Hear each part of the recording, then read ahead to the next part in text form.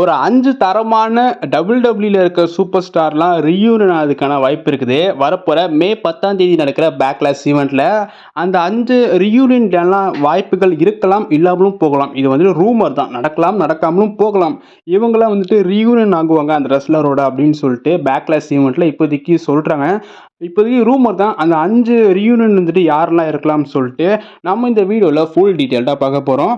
சேனலுக்கு first time வந்தீங்கன்னா subscribe பண்ணிட்டு பெல் ஐகானை கிளிக் பண்ணி வச்சுக்கோங்க. அப்போதான் இந்த மாதிரி இன்ட்ரெஸ்டிங்கான ரெஸ்லிங் கண்டென்ட் நீங்க மிஸ் பண்ணாம டெய்லியும் பார்க்கலாம். இப்போ வாங்க வீடியோக்குள்ள போகலாம். ஸோ 5ஆவதா பார்க்க போகிற ரீயூனியன் யாரு? ஸோ பேக்லாஷ் ஈவெண்ட்டில் இவங்க வந்துட்டு இந்த ரெஸ்லரோட ரீயூனியன் அதுக்கான வாய்ப்பு இருக்குன்னு சொல்லிட்டு ரூமர் சொல்லியிருந்தோம். அதில் 5ஆவதா யார் இருக்கா அப்படின்னா ஜில்லா ஃபேட்டோ அப்படின்றது தான்.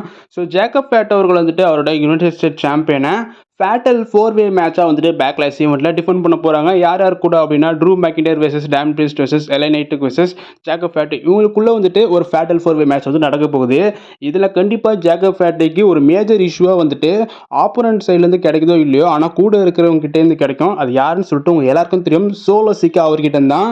சோலோ சிக்கா வந்துட்டு இந்த மேட்ச்சில் ஜேக்கப் ஃபேட்டோவை ரீடேல் பண்ணுற விடாமல் ஏதாவது ஒரு விஷயங்கள் பண்ணலாம். ஸோ தடுக்கலாம். அதுக்கு சப்போர்ட்டாக ஜேக்கப் ஃபேட்டோவுக்கு சப்போர்ட்டாக ஜில்லோ ஃபேட்டோ வருவாருன்னு பார்த்தா தெரிய வருது. இது வந்து ரூமர் தான். ஸோ ஜில்லோ ஃபேட்டோ வந்துட்டு ஜேக்கப் ஃபேட்டோவோட ரீயூனியன் ஆகலாம். அவரோட சேர்ந்து சோலோ சிக்காவை கூட தடுக்கலாம். இந்த மாதிரி ஜேக்கப் ஃபேட்டோ வின் பண்ண விடாமல் வந்துட்டு நம்மளோட ஜில்லா ஃபேட்டோ வந்து தடுக்கலாம்.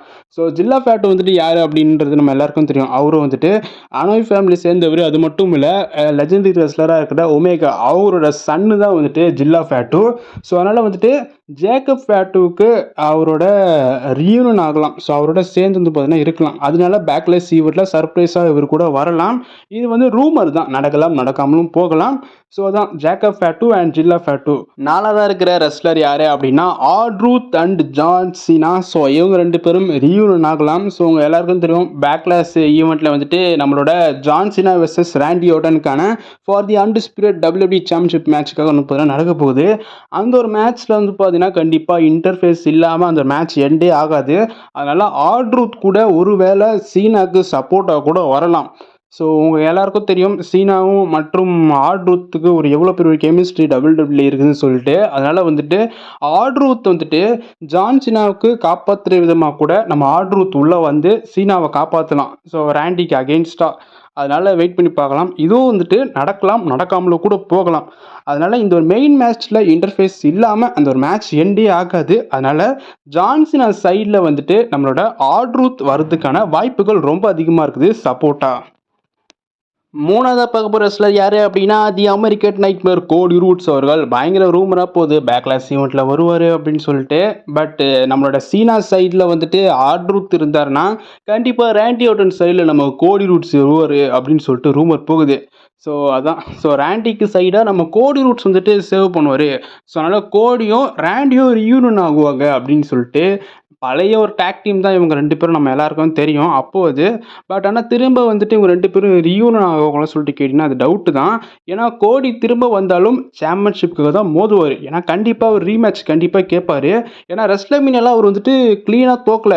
சாம்பியன்ஷிப் வச்சு அவரோட ஃபேஸில் அட்டாக் பண்ணி தான் ஹெல்ப் மூலியமாக தான் வின் பண்ணி ஜெயிச்சார். அதனால் கண்டிப்பாக ரீமேட்ச் கேட்பார். அதனால் வந்துட்டு சும்மா நம்ம ராண்டிக்கு சப்போர்ட்டாக உள்ளே வந்துட்டு வரலாம்னு சொல்லிட்டு இப்போதைக்கு ரூமர் தான் கோடி ரூட்ஸ் அவர்களும். ஸோ யாருக்கு அகேன்ஸ்டா அப்படின்னா ஜான் சீனாக்கு அகேன்ஸ்டா.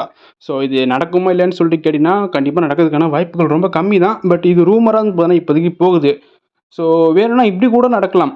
கோடி ரூட்ஸ் உள்ள வந்துட்டு ராண்டியும் சீனாவையும் அட்டாக் பண்ணலாம். ஸோ அப்படி வேணால் அந்த ஒரு மேட்ச் டிஸ்குவாலிஃபை கூட மாறலாம். ஸோ இப்போதைக்கு இது ரூமர் தாங்க. ஸோ ராண்டிக்கு சப்போர்ட்டாக நம்ம கோடி வருவார் அப்படின்னு சொல்லிட்டு ஜான் சீனாவுக்கு அகெயின்ஸ்டாக. ஸோ வெயிட் பண்ணி பார்க்கலாம் இது நடக்குமா இல்லைன்னு சொல்லிட்டு. நிறைய பேர் இந்த ஒரு மேட்சுக்கு வந்து நான் அவ்வளோ வெயிட் பண்ணுறாங்க.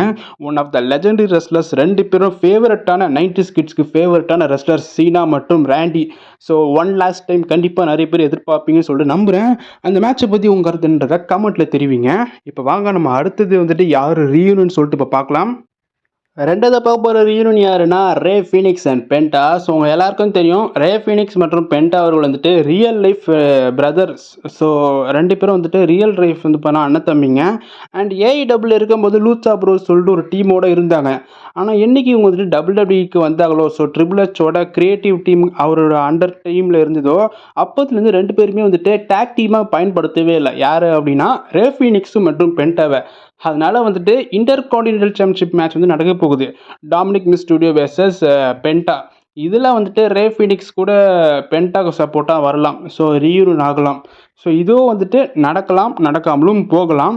வெயிட் பண்ணி பார்க்கலாம். ஸோ ரே ஃபீனிக்ஸ் மற்றும் பென்டா வந்துட்டு ஏஐடபிள்யூ எப்படி ரீயூனியனாக ஒன்றா டேக் டீமாக இருந்தாங்களோ, அதே மாதிரி திரும்ப டபிள்யூடபிள்யூக்கு இருப்பாங்களா? அதுக்கு ஒரு ஆரம்பமாக இந்த பேக்லாஷ் அமையுமா அப்படின்னு சொல்லிட்டு நம்ம பொறுத்து இருந்து வெயிட் பண்ணி பார்க்கலாம். நம்ம ஒன்றாவதா பார்க்க போகிற ரீயூனியன் யார் அப்படின்னா, so women's intercontinental championship match Backlash ஈவெண்ட்டில் நடக்க போகுது.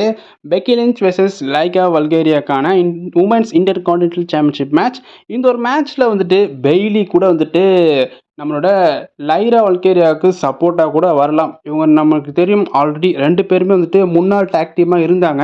பெய்லி மற்றும் லைரா வல்கேரியா அகெயின் திரும்ப ரீயூனியன் ஆகலாம். ஸோ யாருக்கு அகென்ஸ்டாக அப்படின்னா பெக்கி லிஞ்சுக்கு.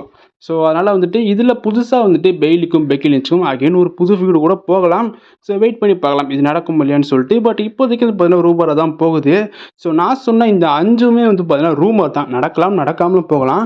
இதில் குறிப்பாக மெயின் ஈவெண்ட்டாக நடக்கும்ல நம்ம ரேண்டிக்கும் மற்றும் சீனாக்கும், அந்த ஒரு மேட்ச்சில் இன்டர்ஃபேஸ் இல்லாமல் அந்த ஒரு மேட்ச்சே எண்ட் ஆகாது.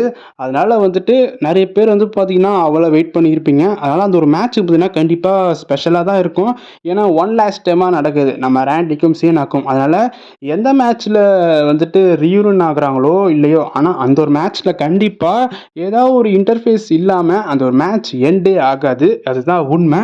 ஸோ வெயிட் பண்ணி பார்க்கலாம். இப்போ நான் சொன்ன இந்த 5 ரெஸ்லர்ஸும் வந்து பார்த்தீங்கன்னா ரீயூனியன் ஆகிறதுக்கான வாய்ப்புகள் இருக்குது. ஸோ ரூமர்ஸ் தான், நடக்கலாம், நடக்காமலும் போகலாம்.